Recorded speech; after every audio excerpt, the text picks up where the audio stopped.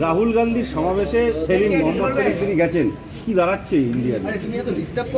এই জোটে তো ওরা রয়েছে, সুতরাং জোট হিসেবে যদি মনে করেন যে আমরা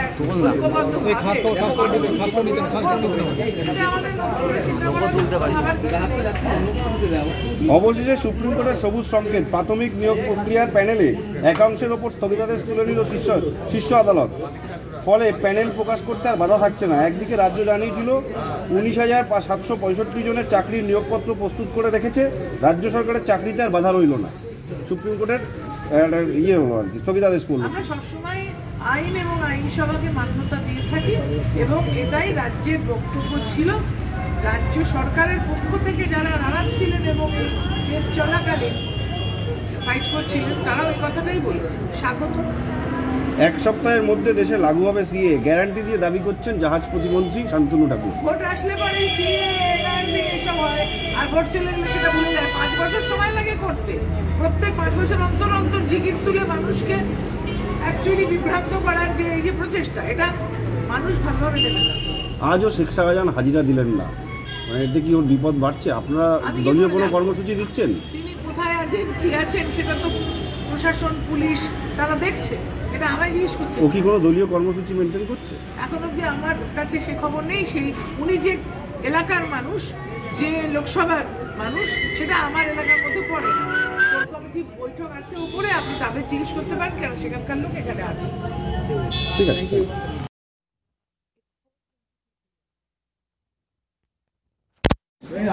কমিটির কাজ হচ্ছে উত্তর 24 পরগনা জেলায় আমাদের যে সংগঠনগুলো রয়েছে, এখানে 4টি আমাদের নকশাল ডিস্ট্রিক্ট রয়েছে।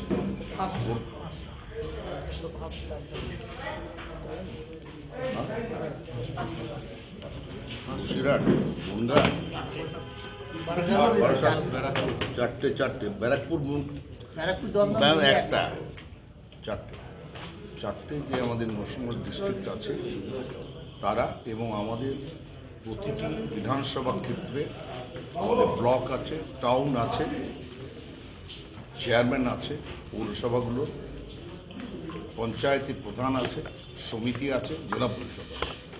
আমাদের প্রথম কাজ হচ্ছে দলের যারা বুথ লেভেলের কর্মী, তাদেরকে প্রত্যেকটি বিধানসভা অঞ্চলে যারা জনপ্রতিনিধি এবং দলের দায়িত্বপ্রাপ্ত, তারা একসঙ্গে বুথের কর্মীদের সঙ্গে কথা বলে আগামী 15 দিনের মধ্যে আলোচনা করে, কথা বলে তারা তাদের সিদ্ধান্তগুলো, যে তাদের প্রস্তুতিটা কতটা 2024-এ, এটা তারা আমাদেরকে জানাবে 15 দিনের মধ্যে।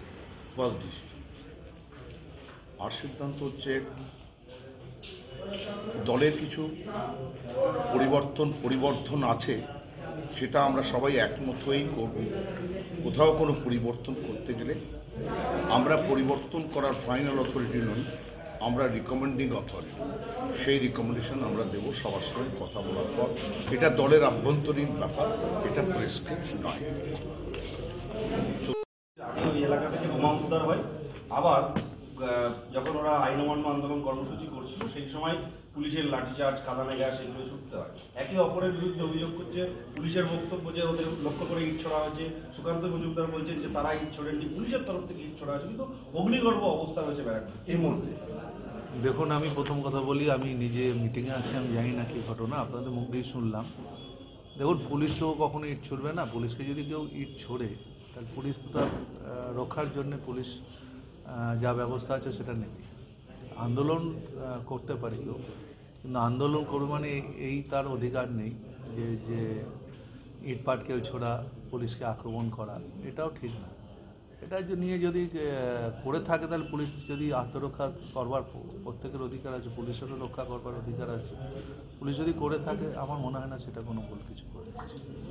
মুখ্যমন্ত্রী একাধিকবার বলেছেন কোর্টের আইনি জটিলতা কেটে গেলে চাকরি দেওয়া হবে। আজ কোর্টের আইনি জটিলতা কেটে গেল, সুপ্রিম কোর্টের একটা সবুজ সংকেত পাওয়া গেল। এবার কি তাহলে চাকরি যারা শিক্ষা দপ্তর, দেখুন, প্রথম কথা হচ্ছে, আপনারা বারবার জানেন মুখ্যমন্ত্রী কখনোই চাকরির বিরুদ্ধে না, উনি চাকরি দিতে চেয়েছেন। কিন্তু বারবার যদি কোর্টে গিয়ে কেউ যদি মামলা করেন, তাহলে উনি কী করবেন? যদি মামলা কোথাও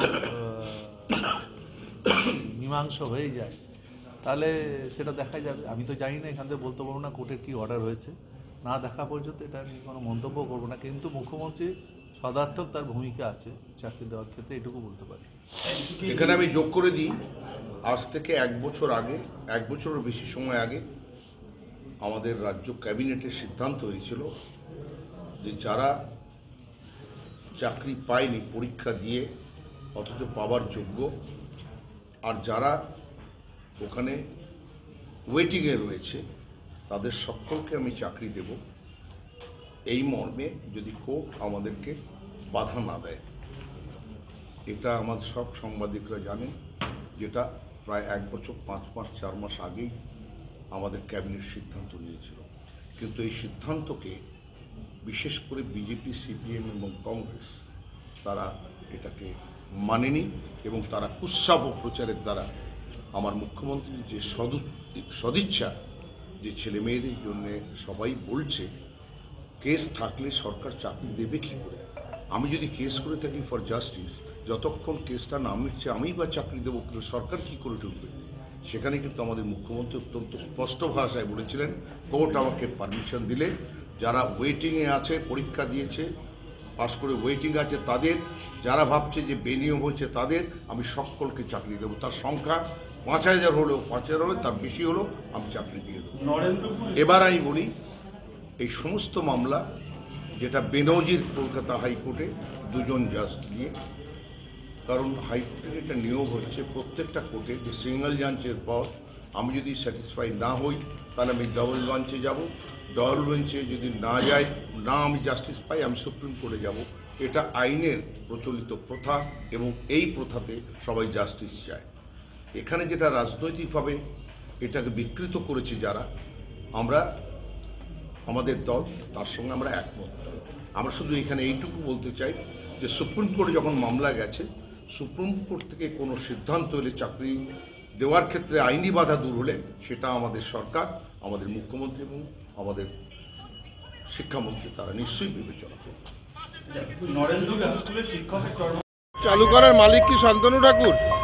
ও 5 বছর ধরে ভাওতা দিয়েছে। আমরা মানুষকে বলেছি, আবার ঠিক নির্বাচনের সামনে আসছে, আবার নানা রকমভাবে ভাওতা দিয়ে মানুষকে বিভ্রান্ত করার চেষ্টা।